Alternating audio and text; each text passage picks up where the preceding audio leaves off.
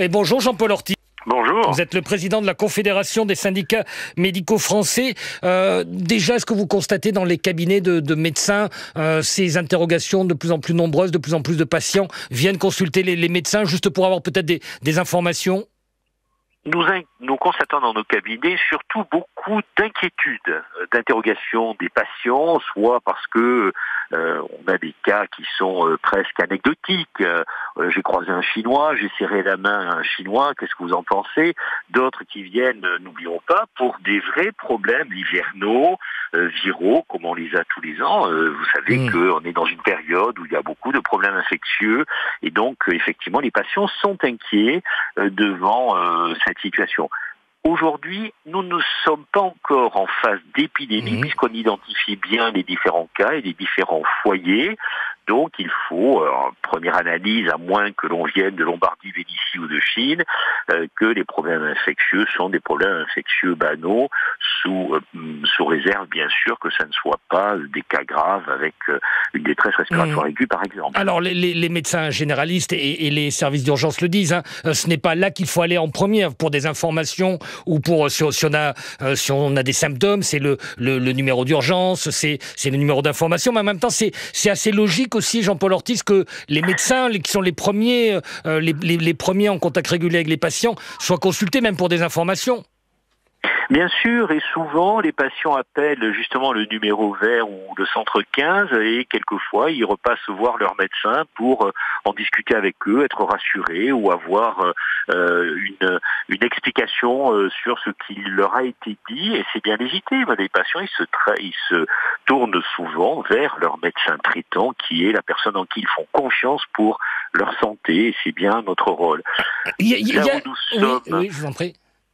Là où nous sommes par contre aujourd'hui inquiets et où nous interpellons le gouvernement, c'est que nous voyons bien que nous allons rentrer dans une phase d'épidémie. Et ça se prévoit et il ne faut pas attendre. C'est pourquoi j'ai interpellé le gouvernement pour que d'ores et déjà, les médecins généralistes qui sont en première ligne, les cabinets médicaux de ville qui sont en première ligne, y compris les médecins spécialistes de proximité, qu'ils soient dotés de masques de protection FFP2, qu'ils soient dotés de lunettes s'il le faut, parce que lorsque nous serons en phase d'épidémie, bien évidemment, il faudra que les cas qui ne sont pas les plus graves restent chez eux.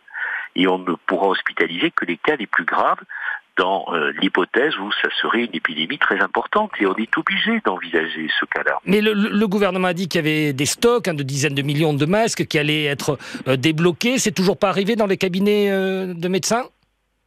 J'ai eu ce matin le cabinet du ministère, et qui m'a confirmé qu'effectivement nous allions avoir un déblocage des stocks stratégiques sous forme de masques chirurgicaux qui vont être attribués aux médecins généralistes via les pharmacies.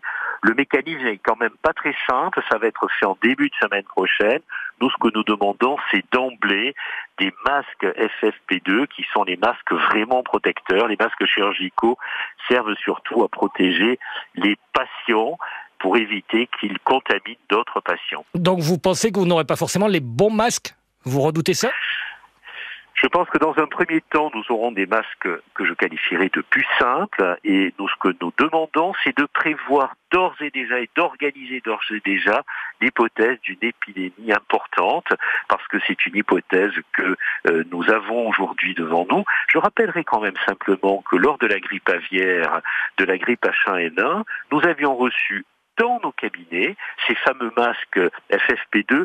Vous savez, ce sont les masques en bec de canard que vous avez dû voir. Ce ne sont pas les masques plats qui sont les masques chirurgicaux. C'est ça dont nous avons besoin, nous, personnels soignants de ville, parce que c'est nous qui allons être sollicités par les patients et qui, éventuellement, seront amenés à les garder à domicile lorsque l'épidémie va s'étendre beaucoup. Et pour ça, il y a des stocks, Jean-Paul Ortiz, c'est juste une décision politique de les débloquer que vous attendez ?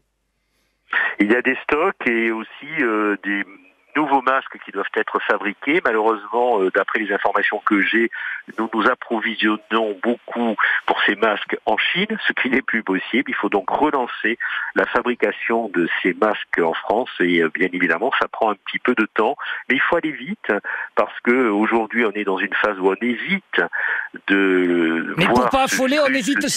Votre impression, c'est qu'on hésite à faire ça pour ne pas affoler. C'est ça votre sentiment, votre impression en tout cas? Aujourd'hui, nous sommes dans une logique où il faut éviter que le coronavirus se diffuse.